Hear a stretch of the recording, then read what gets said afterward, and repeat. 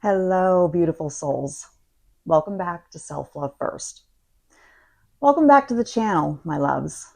If you're new here, I'm so glad that you finally found your way into this space. This is a place for heart centered living, spiritual awakening, and practical tools for navigating this wild, beautiful, and sometimes overwhelming human experience with more grace and more sovereignty, my new favorite word. And if you've been here a while, thank you.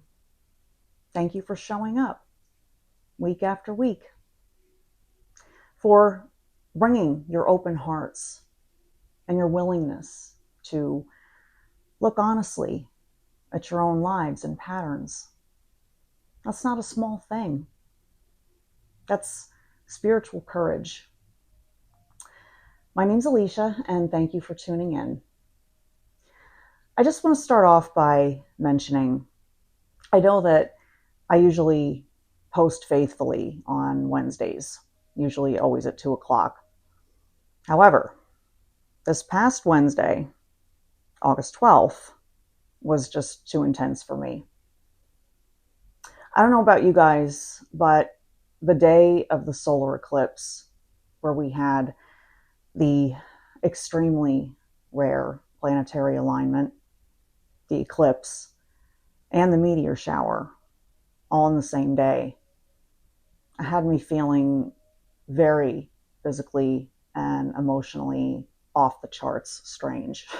So even though I planned on doing a video, I just couldn't. I don't know how to explain it really, except I couldn't concentrate. I couldn't sit still. And the only thing that was making me feel better was cleaning my house. So that's what I did. Self-care day, if you will, I guess. Leave me a comment if you were feeling very off last Wednesday as well. Anyway, back to today's subject. Right now, at this exact moment, something is growing. Somewhere in your life, in your mind, in your body, and in our collective field that we all share, something is getting bigger, stronger, more real, more powerful. And the question that I want you to sit with for the next few minutes is this: do you even know what it is? And did you choose it on purpose? Because here's the truth, and I've been sitting with this a lot lately. Sometimes it will wake me up before the alarm, whispering at me in that quiet space between sleep and awake. The fact that attention is the purest form of currency we have. Not money, not time, even though they both matter, but attention, where we place our gaze, our thoughts, our emotional energy, what we allow ourselves to consume. That is the most valuable thing that we possess. And a lot of us are spending it unconsciously. So today, beautiful souls, we're going to talk about the pendulum principle. We're going to talk about what it means to feed something with your attention, and how to become the deliberate, sovereign guardian of where your energy goes. Today's topic came to me. It's a truth that arrived fully formed, the way a wave arrives on the shore. And it's this: attention is currency. And whatever you give your attention to, you're feeding it. Let's start with the image of a pendulum, because I think it's the clearest way to understand what is actually happening energetically when we focus on something. Picture an old grandfather clock. That pendulum swings back and forth, powered by momentum. Once it's swinging, it wants to keep swinging. It takes energy to start it moving, and it takes energy, real and deliberate energy, to slow it down or stop it. Now imagine that every thought pattern, every emotional habit, every belief system, every collective narrative, fear, scarcity, division, but also love, abundance, unity, and healing. Every single one of these is a pendulum swinging somewhere in the field of our consciousness. And here's what most of us were never taught. Our attention is what powers that swing. When you focus on something with emotional charge, with repetition, and with belief, you are literally pushing that pendulum. You're adding momentum to it. It doesn't matter whether the pendulum is good or bad. The pendulum doesn't have a moral compass to know if it's good or bad. It only knows momentum. It only knows that more energy in, the bigger I swing. So when you scroll through something that causes outrage for 45 minutes, you're feeding a fear pendulum. When you rehearse an old wound for the 100th time, you feed that pendulum. When you spiral down into comparison, into lack, into what if it all fell apart, you fed a pendulum. But also, and this is the hopeful or expansive part, when you sit in gratitude for even 5 minutes, you feed a pendulum. When you choose to see the good in someone who's hurt you,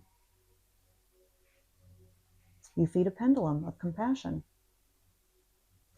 When you focus on the world healing instead of the world breaking apart, you're feeding a pendulum. And it doesn't care which direction it's swinging in. It just gets bigger with your attention. That's just universal law. That's the mechanism. And once you really understand that, you can't unsee it. We are living in this unprecedented moment for the human nervous system. Never before in the history of our species have we had this much access to information, this much stimulation, this many pendulums competing for our attention all at once. Every app on your phone is quite literally engineered by very intelligent people using real behavioral science to capture and hold your attention. Not because they care about what you're becoming as a result, because attention has become the most valuable commodity in this modern economy. They know what I'm telling you today. They've known about it for years. They've just used it for profit instead of for your evolution. So when I say attention is currency, I don't mean it as like some poetic metaphor. I mean it quite literally. Entire industries are built on harvesting your attention. and directing it toward pendulums that keep you anxious, keep you comparing, keep you scrolling, and keep you afraid. Because a nervous system that is in that state is easier to keep hooked. This is why discernment has become one of the most important spiritual skills of our lifetime.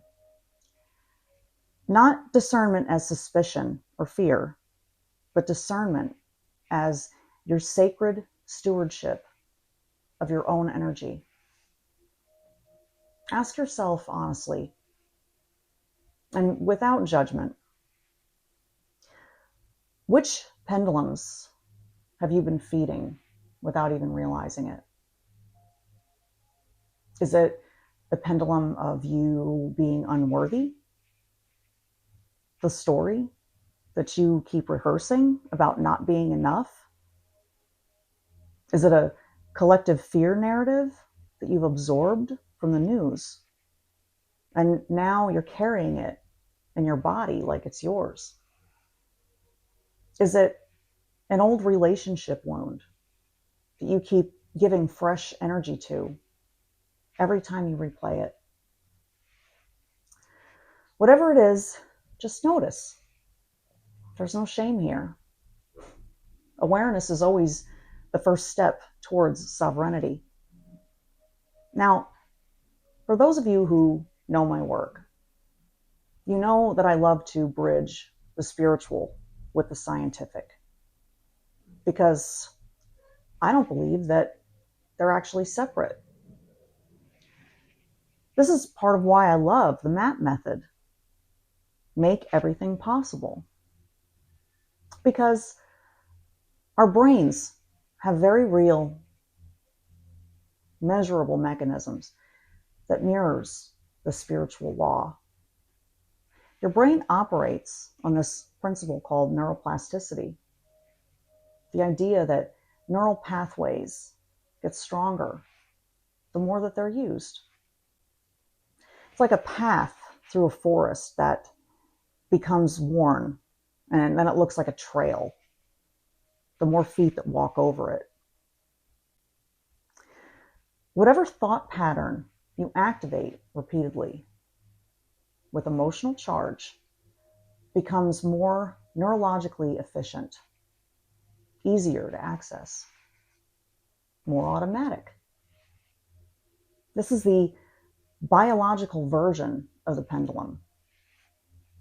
Your brain is literally building infrastructure around whatever it is that you feed with your attention. Fear pathways get stronger with fear-focused attention. Gratitude pathways get stronger with gratitude-focused attention. Anxiety, same thing. Becomes a superhighway if it's driven often enough. And this is also why willpower alone isn't enough to change a pattern.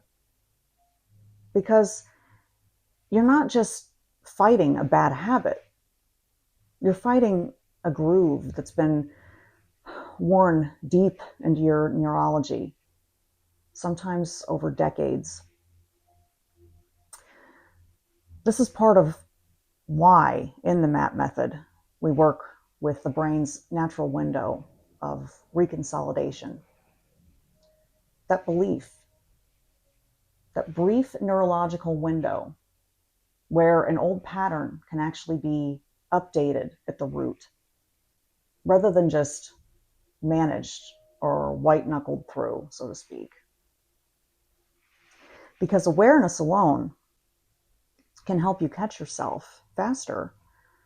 But real transformation happens when you shift what's happening underneath the thought. Not just the thought itself. So when I talk about feeding pendulums, I'm not just talking energetically, but also about the literal neural architecture.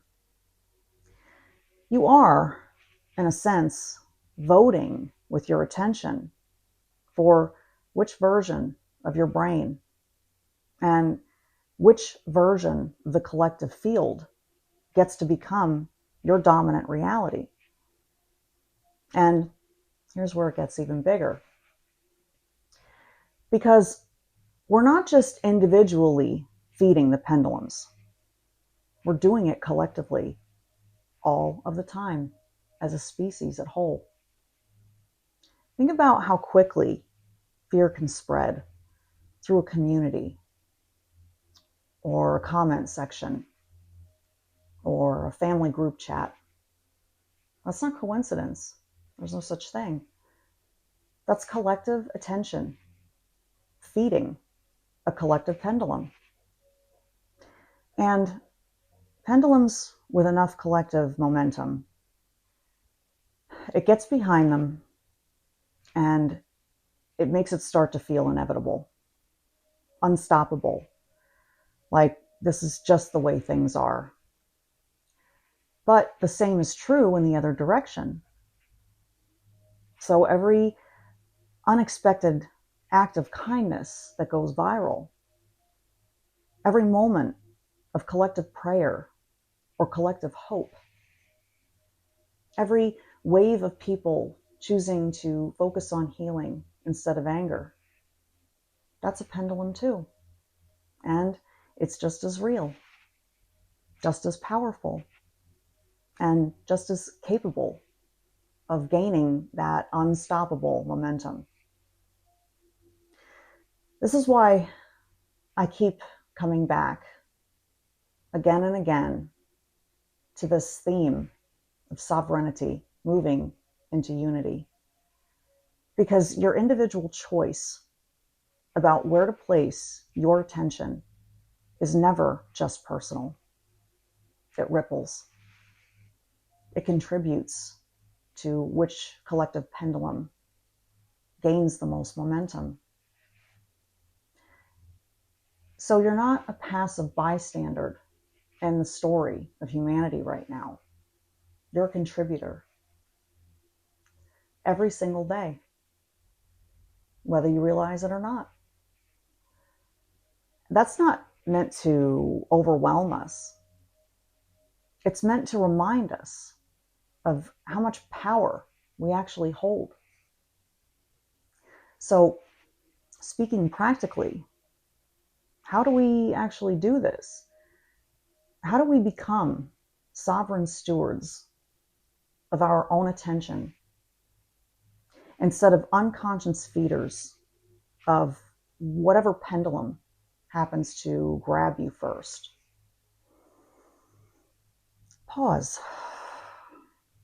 Before you scroll, before you engage or comment, before you spiral into a thought loop, pause and ask yourself, is this what I want to see grow? That single question, asked consistently, can change our life. It interrupts the automatic momentum and hands the choice back to you. Redirect instead of suppress. That's important. We're not trying to spiritually bypass or pretend that hard things in the world or in our own lives don't exist. Suppression, it just creates a different pendulum, the one of denial. Instead, we acknowledge what's true, and then we can consciously choose where we want to place our sustained focus. You can know something difficult is happening and still choose not to feed it with hours of your attention. Curate your inputs like they matter, because they absolutely do. What accounts you follow, what you consume before bed, what conversations you linger in, they're not neutral. Ask yourself honestly, does this expand me or contract me? Does this leave me feeling more sovereign or more afraid? Feed the pendulum that you want to see win. This is the part that I love. Once you know the law, you get to use it on purpose. Spend 5 focused minutes a day on what you want to see grow in your life, in yourself, in your relationships, in the world. Gratitude, possibility, healing. Give it your full, undivided, emotionally charged attention. You're casting your vote every time. Bring your awareness down out of your busy mind and into your heart center. Place your hand on your heart. What have I been feeding lately that I didn't consciously choose? And then just notice. Not with judgment, I mean, just honest awareness. Consciously choose one thing that you want to feed instead. It might be a quality, peace, trust, or courage. It might be a relationship. It might be a version of the world that you want to help bring into being. Picture it. Feel it in your body as if it's already growing. Give it your full attention for the next few breaths. That's it. That's the practice. Simple, but not small. You just casted a vote. You don't have to control the whole world's attention. You just have to become sovereign over your own. That's enough. That's always been enough. Because as more and more of us reclaim our attention as sacred, as we consciously choose which pendulums we feed, the collective field itself begins to shift. Individual sovereignty moving into collective unity. One conscious choice at a time. So this week, I invite you to notice what you're feeding. Pause before you give your attention away for free. And choose on purpose to grow what you actually want more of in this world. If this resonated with you, I'd love for you to share it with someone who needs to hear it today. We all do. And if you haven't already, like the video and subscribe. And join us every Wednesday for more heart-centered teachings. Until next time, protect your energy, trust your inner knowing, and remember, you are far more powerful than you've been told or led to believe. And as always, self-love first, always. I love you, and I will see you next week. Have a wonderful rest of your day, and don't forget to download your free copy of my manifestation journal. It's fun, it's interactive, and it's free. So till next time, have a great day, guys. Bye-bye.